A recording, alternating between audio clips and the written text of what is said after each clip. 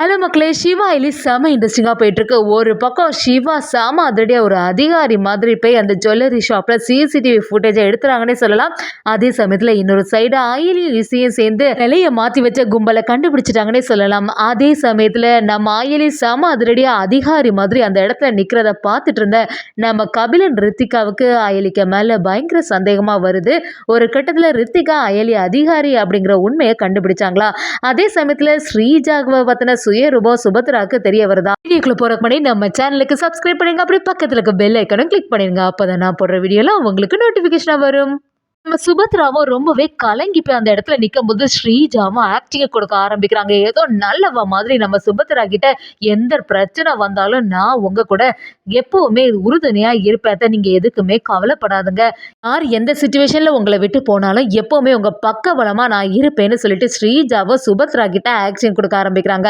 சுபத்ராவும் ஸ்ரீஜா ரொம்ப நல்லவா மாதிரி யோசிக்க ஆரம்பிக்கிறாங்க. அதே சமயத்துல விஷாலும் நம்ம சிவாவும் சேர்ந்து அந்த ஜுவல்லரி ஷாப்புக்கு போய் நாங்க இப்பதான் இந்த இடத்துல இருந்து ஒரு சில்வர் குத்து விளக்கு வாங்கிட்டு போனோம், அதுக்கான ஃபுட்டேஜை பார்க்கணும் அப்படின்னு கேட்கும்போது அங்க எதிராட்டு சொல்ல ஆரம்பிக்கிறாங்க.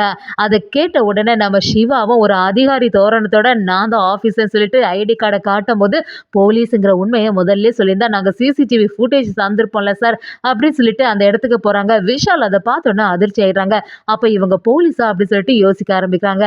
நம்ம சிவாவும் அந்த சிசிடிவி ஃபுட்டேஜை பார்க்க ஆரம்பிக்கும் போது விஷால் குடும்பத்தை சேர்ந்தவங்க எல்லாருமே வந்து அந்த இடத்துல அப்படியே அந்த குத்து விளக்கு வாங்கினக்கூடிய சிசிடிவி ஃபுட்டேஜ் எல்லாம் நம்ம சிவா செமையாட்டி எடுத்து வச்சிடறாங்க. அதே சமயத்துல இன்னொரு சைடு பார்த்தீங்கன்னா நம்ம ஸ்ரீஜாவும் இந்த இன்ஃபர்மேஷனை எப்படியாவது அப்பா கிட்ட சொல்லி வச்சிடணும், அதுக்கேற்றவரை அப்பா செய்திருவாங்கன்னு சொல்லிட்டு மறுபடியும் ஸ்ரீஜா அவங்க அப்பாவுக்கு ஃபோன் பண்ணி எல்லா விஷயத்தையும் சொல்ல ஆரம்பிக்கும் போது ஸ்ரீஜாவோட அப்பாவும் எப்படியாவது இந்த கும்பல் வந்து கண்டிப்பா அவங்கள்ட்ட மாட்டிடவே கூடாது, அதனால அவன்கிட்ட ஃபோன் பண்ணி பேசிட வேண்டியதானே, அந்த ஆட்களுக்கு ஃபோன் பண்ணி நீங்க எல்லாம் சேஃபா இருந்துருங்க, உங்களை தேடி யாராவது ஒருத்தவங்க வந்துடுவாங்க, அதனால அவங்கள்ட்ட மாட்டிக்காம தலைமறைவா இருங்கன்னு சொல்லி வைக்கிறாங்க. அதே சமயத்துல ஈசையும் நம்ம ஆயிலையும் எந்த இடத்துல கார் ஸ்டாப் பண்ணியிருந்தோம் அந்த இடத்துக்கு கூட்டிட்டு வராங்க.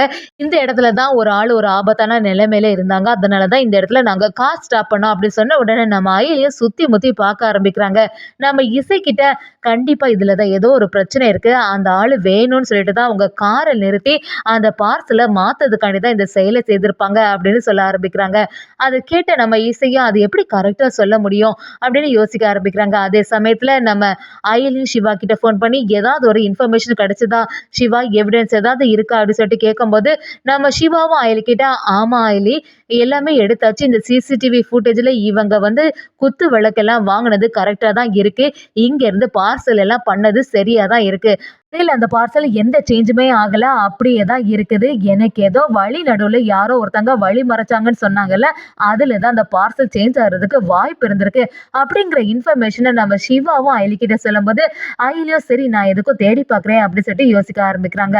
நம்ம இசை கிட்ட வந்து கேட்குறாங்க என்ன இசை நடந்துச்சு, அந்த பார்சல் யாரோட கையில இருந்துச்சு அப்படின்னு விசாரிக்கும் போது இசையும் வேற யார் கையில இல்லை, ஸ்ரீஜா தான் அந்த பார்சலை ஃபுல்லா வச்சுட்டே இருந்தா அப்படி சொல்லும்போது என்ன ஆச்சு அப்படி சொல்லிட்டு இசை கேட்குறாங்க. அயலியும் கடையில நீங்க எல்லாமே விளக்கு கரெக்டா தான் வாங்கியிருக்கீங்க, அது எப்படி இருந்தாலுமே குத்து விளக்கா தான் இருந்திருக்கு, பார்சல் எல்லாம் சேஃபா தான் இருந்திருக்கு, கடையில வச்சு அந்த பார்சல் மாறினதுக்கு சான்ஸே இல்லைன்னு சொல்லிட்டு சிவாவும் இப்பதான் ஃபோன் பண்ணி சொன்னான், அவங்க சிசிடிவி ஃபுட்டேஜ் எல்லாமே பார்த்தாச்சு அப்படி சொன்ன உடனே நம்ம இசையும் சரி அப்ப வந்து இந்த இடத்துல தான் மாறி இருக்குமோ அப்படின்னு கேட்கும்போது அயலியும் கண்டிப்பா இதுல தான் பார்சல் மாறி இருக்க வாய்ப்பு அதிகம் அப்படின்னு சொல்லும்போது நம்ம இசையும் ஸ்ரீஜாக்கு மேல எனக்கு கொஞ்சம் கூட நம்பிக்கை இல்லை, அவ கண்டிப்பா இந்த குடும்பத்தை அழிக்கிறதுக்கு தான் இதுக்குள்ள வந்திருந்தா, அதனால அத்தைக்கு மேல ஏதாவது ஒரு பொய் பழி போடணும்னு சொல்லிட்டு ஸ்ரீஜாவும் அவங்க அப்பாவும் சேர்ந்து இந்த வேலையை செய்திருக்கலாம் அப்படின்னு சொல்லிட்டு நம்ம இசை அயலிக்கிட்ட சொல்லும்போது அயலியும் அப்படியா அப்ப ஸ்ரீஜா தான் இந்த செய்திருப்பா, கண்டிப்பா ஸ்ரீஜா கிட்ட தானே இந்த பார்சல் இருந்திருக்கு, அதனால இதுல தான் மாறி இருக்கும்,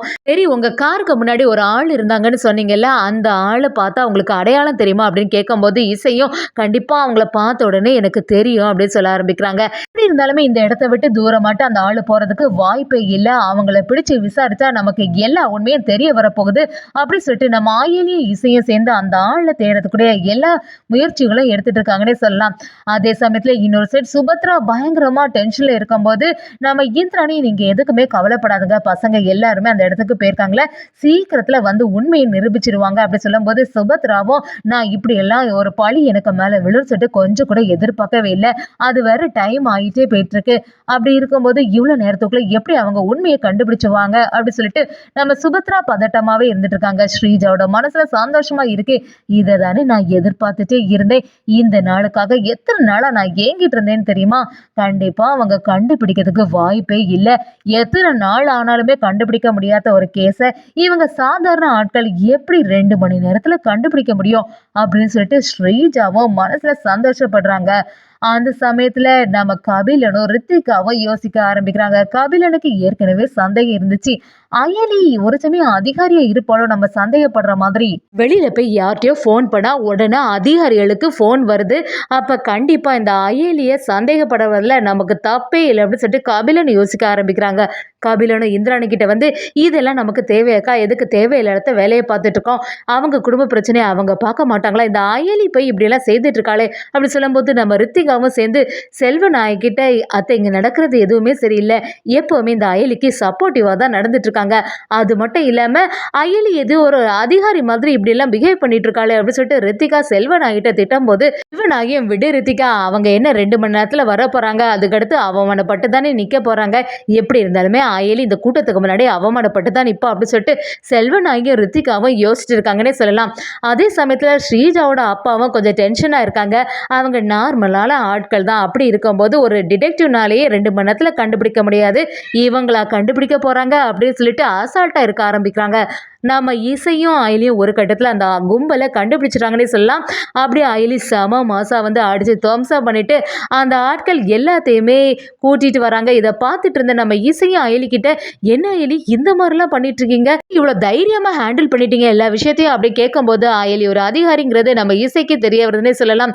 ஒரு கட்டத்தில் நம்ம மண்டபத்தில் சுபத்ரா குடும்பத்தில் உள்ளவங்க எல்லாருமே பயங்கரமா எதிர்பார்த்துட்டு இருக்கும்போது என்ன யாரையுமே காணலன்னு சொல்லிட்டு சுபத்ரா குடும்பத்தில் உள்ளவங்க எல்லாரும் பயங்கரமா டென்ஷன்ல இருக்கும்போது இந்திராணியை எதுக்குமே கவலைப்படாதுங்க, சீக்கிரமா அயலி வந்துருவா, கண்டிப்பா இந்நேரத்துல உண்மையை கண்டுபிடிச்சிருவாங்க, அதனால வருத்தப்படாதுங்க அப்படி சொல்லும்போது அதிகாரிகளும் அங்க உள்ளவங்களும் நாங்க கொடுத்த டைம் எல்லாம் முடிய போகுது, இன்னும் போனவங்க வரல, இன்னும் டைம் எல்லாம் கொடுத்துட்டு இருக்க முடியாது, எவ்வளோ நேரம் தான் நாங்கள் இந்த மண்டபத்திலே வெயிட் பண்ணிட்டு இருக்க முடியும், எங்களுக்குன்னு வேறு வேலைகள் இல்லையா அப்படின்னு சொல்லிட்டு அந்த அதிகாரிகளும் சத்தம் போட ஆரம்பிக்கிறாங்க. இதை கேட்ட சுபத்ராவோ கொஞ்ச நேரத்தில் அவங்க வந்து எல்லா உண்மையும் நிரூபிச்சிருவாங்க, கொஞ்ச நேரம் டைம் தராங்களே அப்படின்னு கேட்கும்போது அதிகாரிகள் விடுற மாதிரி இல்லை. நம்ம சுபத்ராவை ஸ்டேஷனுக்கு வாங்கன்னு சொல்லிட்டு கூப்பிடும்போது செம அதிரடியாக நம்ம அகிலி சிவா எல்லாருமே அந்த இடத்துல வந்து நிற்கிறாங்க. அவங்கள பார்த்த உடனே ஸ்ரீஜா அப்படியே அதிர்ச்சி ஆயிடுறாங்க. இவங்க ஏதாவது ஒரு உண்மையை கண்டுபிடிச்சிருவாங்களோ, நம்ம இந்த விஷயத்தில் மாட்டியிருப்போமோ அப்படின்னு சொல்லிட்டு அயலியை பார்த்த உடனே ரொம்பவே வருத்தப்பட ஆரம்பிக்கிறாங்க. நம்ம இசைக்கு எல்லாமே புரிய ஆரம்பிக்குது. கண்டிப்பாக இது எல்லாமே ஸ்ரீஜாவோட வேலையாக தான் இருக்கும், ஸ்ரீஜாவை தவிர இந்த வேலையை செய்யவே முடியாது, அவகிட்ட தான் இந்த கிஃப்ட் பார்சல் எல்லாமே இருந்துச்சு, அவள் தான் இந்த பார்சலை மாற்றிருக்கணும், ஆனால் அத்தை கிட்ட இப்போ இந்த உண்மையை சொல்லவும் முடியாது. கட்டத்தில் சுபத்ராக்கா மேலே எந்த தப்பும் இல்லைன்னு சொல்லிட்டு சிவா வாயிலும் சொல்லி சம மாசம் நிரூபிச்சிட்டாங்கன்னே சொல்லலாம்.